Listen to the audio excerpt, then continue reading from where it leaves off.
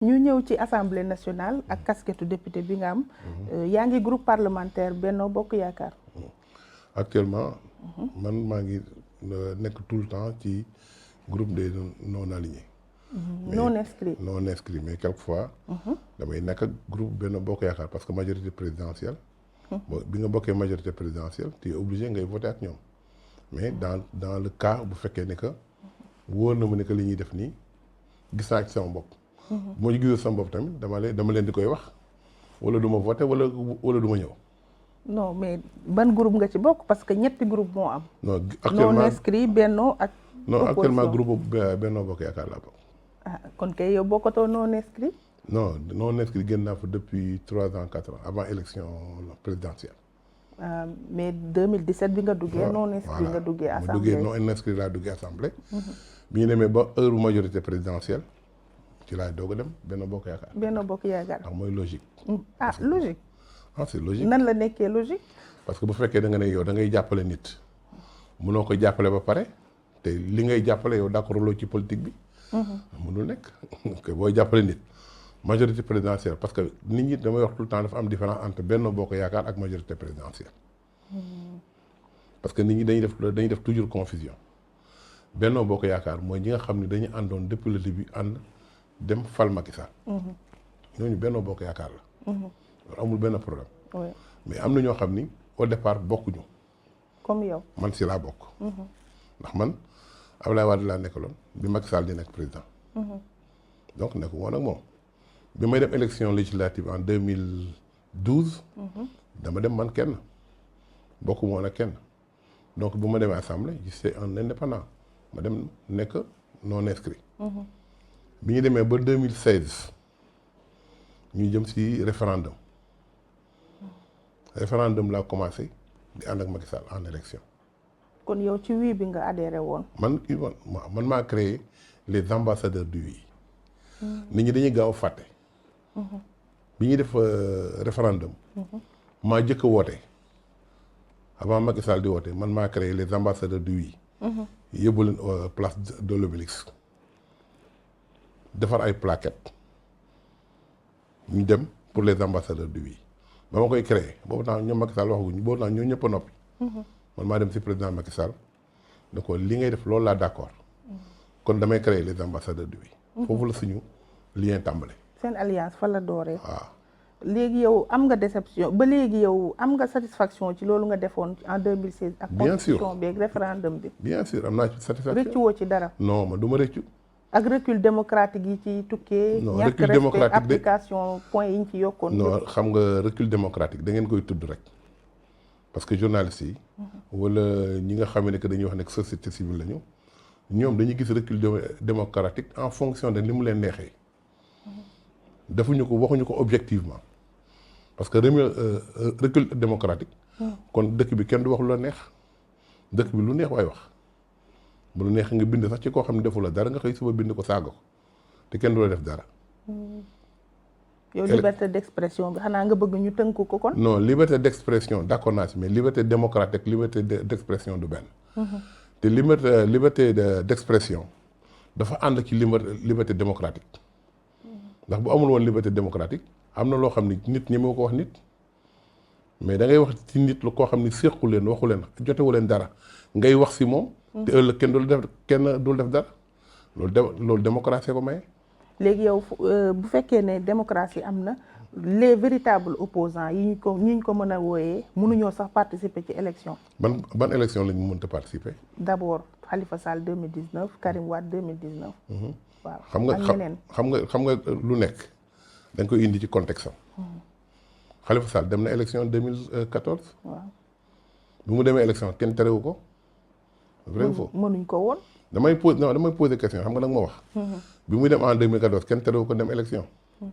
diggante bi entre 2014 ak 2019 lan moo xew ba mënutul dem élection. ça c'est des problèmes judiciaires. problème judiciaire mooy tënk nit ba du mun a dem élection bu fekkee waroon dem élection demul élection. maintenant kenn ku nekk nag mun nga ko présenter ni mu la neexee ni mu la arrangé mais bu ñu xool techniquement sur le plan des dossiers wax naa ko waxaat naa ko. de tout le temps ma wax ko damay wax tout le temps ne nit ki yow kenn ku nekk yaay sa juge bopp man kenn mu nekk à ma place wax à ma place. nit ki bu fi du am benn histoire nga ne maa def ba pare nga ne kenn du maate. kon dafa def. moom moo ko wax man waxuma ko. moom moo ko wax Khalifa Sall moom moo ne moom def na. moom moo ne dama def parce que ñii gars yi ñi fi nekkoon noonu lañu daan def man tamit noonu laa def. yow loolu xam nga si dara parce que nekk nga conseiller mairie. non déggoo na dama ne bokk ci équipe municipale. déggoo na man bokk naa nekk naa mairie. xam naa mairie xam naa nu muy fonctionner. kon xam nga caisse d'avance existence am. existence caisse d'avance je suis d'accord mais kenn ku nekk ak sa forme ni ngay justifier sa caisse d'avance. problème mu justification la Khalifa amoon amul problème de warul am wala warut am. mais l'essentiel du ñëpp a ko utiliser. non c'est-à-dire xam nga. la mu ko jëndee yow. en matière comptable. en matière comptable lu nekk dafa am yoon. waaw ñu fàttali ne yow expert comptable nga. moo tax ma ne la en matière comptable. justificatif bi dafa am yoon. ñi daan am caisse d'avance. dañ ko daan justifier au fur et à mesure te daawul nekk les mêmes articles. par exemple tey jii dañuy xëy suba ne tey taabal laa jënd suba nga ne orange laa jënd gannaaw suba nga ne bonbon laa jënd gannaaw suba nga ne lii laa jënd. moom dafa yem ci benn position rek ne dugub laa jënd ak ceeb laa jënd point. deuxièmement en comptabilité matière nit mun ko justifier nit ki yow bu fekkee ne que yow yaa yore magasin. ñu la ndax jot nga ceeb nga ne jotuma ñu la ndax jot nga suuf nga ne jotuma yaa indi sa bopp problème. man su ma la déggee Khalifa Sall li mu jël ci caisse d'avance bi na mu ko justifier moo posé problème. voilà mais jël bi garaawul. jël bi garaaw mais c'est-à-dire justification toujours moom mooy protéger nit. justification en matière comptabilité justification moo lay protéger. mais moom fan la fauté fu ñeneen ñi fautéwul. ñu fa jaar ci cadre justificatif bi. moo jaaduwul mais. caisse d'avance kon da nga bëggoon muy varier. lii laa jënd c'est-à-dire caisse d'avance defuñu ko pour spécialement rek nga ne bant bii rek laa siy jënd bant bii rek laa siy jënd. caisse d'avance dañu naan li nga xamee ni mënoo ko def marché wala li nga xam ne mënoo ko def daal wala dafa am urgence. ci cadre boobu rek nga mën a utiliser caisse d'avance bi. bu fekkee ne mënoo ko ci utiliser bu fekkee ne que loo xam ne da nga koy jënd en quantité da nga def appel d'offre. ainsi de suite maintenant am na loo xam ne boo ko defee ci biir caisse d'avance nit ñi dootuñu ko mën a comprendre parce que dootuñu ko mën a jëlati comme urgence parce que c'est répétitif. li nga xam ne da nga koy def tey defaat ko suba def ko gannaaw suba def ko pendant des années mënoo def benn affaire tous les ans ba pare ne noonu baax na. mais loolu la ñëpp doon def n'est-ce pas. non daaw ñu defee noonu ñoom. ban exemple nga ma mën a jox. ci mën naa la jox exemple yu bëree bëri président Pape Diop ak. non mën naa la jox ay exemple yu bëri xoolal. li ma lay wax nii. dama ko xam parce que dama ko vivre ndax yëpp fekk na ma fi. yëpp fii la ma fekk. caisse d'avance bi ko Mamadou Diop di xeex pour ñu mettre ko en place fii la ma fekk ndax daf ci xeex ñu def ko pare ne ko duñ ko jox caisse d'avance bi mu koy xeex. fii loolu fii la ma fekk. mooy ci mairie la ma fekk. loolu fekk na ma ci mairie. donc kon xam naa mu Diop daawul justifier bu daan justifier il était très rigoureux. par exemple tey jii day am loo xam ne lu truc la mu ne demal def bu nga defee mu ne indi leen justificatif bi mu def Pape Diop mi ñuy wax il faisait la même chose. Pape Diop mu justificatif munoo fexe ba jaay boo jëndee xorom sax di nga ko indi kër bi mu visé ko boppam donc ñooñu kenn mënu leen jàpp ci affaire caisse d'avance.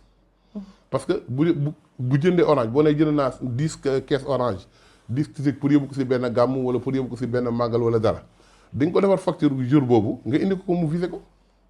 caisse d'avance loolu la doon jëriñ. maanaam dépense courante yi daal. voilà dépense yu sew sew yi nga xam ne ni ay événement la wala tic loolu moom mooy caisse d'avance. ah mais Khalifa dafa joxewul facture ci loolu. non déggoo li mu la wax d'abord dañu ne facture yi baaxul. parce que il faut toujours nga xool dossier bi ñuy wax nit ki bi ñu koy reproché.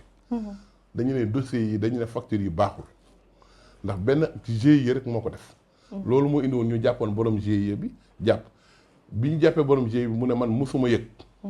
xam nga mu nekkaat beneen problème donc dafa bari ay affaires yu jaxasoo c'est-à-dire tey mun naa si wax nii. mais en général comme moom saan laaj du ma expliquer. dama naan rek c'est comme ça mais tey damay expliquer pour nga xam ni que loolu aussi. kenn ku ci nekk am na lu tax am nga gàllankoor.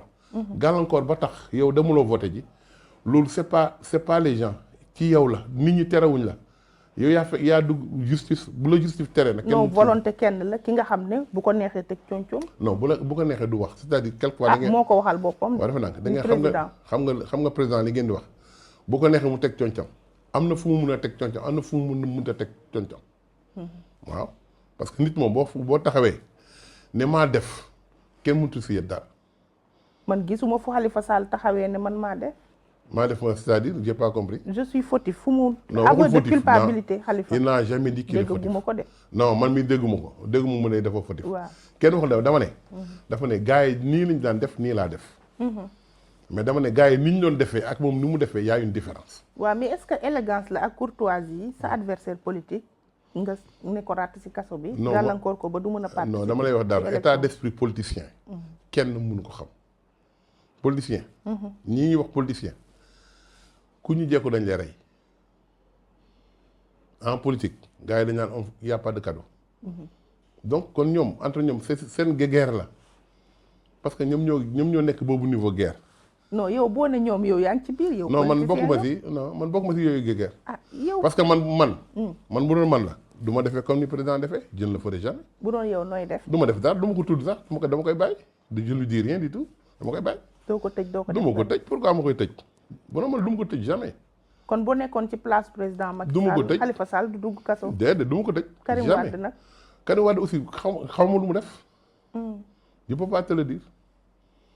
xam nga nit booy xam nga Khalifa mën naa wax sax tuuti ci affaire mais Karim xamuloo ko dara. bu dee damay waxal yàlla rek. gëstu ma dossier bi tamit seetu ma ko jéem ma ko sax seet. mais bu ma la déggee ngay wax politiciens yi ñoom mais yow tam si nga bokk parce que am nga carrière politique bu riche sax. waaw mais am naa carrière politique sax laay wax am naa parcours politique bu riche. mais man sama comportement ak sama défin bokkul ak définu nit yi. c'est-à-dire man am na loo xamee ni politique. damay bëgg a toujours buy nekk combat mu nekk combat sur le terrain.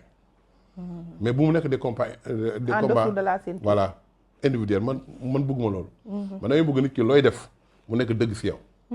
nga xam ne bu may xeex man ku may xeexal damay jaaxaarloo yow ne la bu subaa ñu xeex.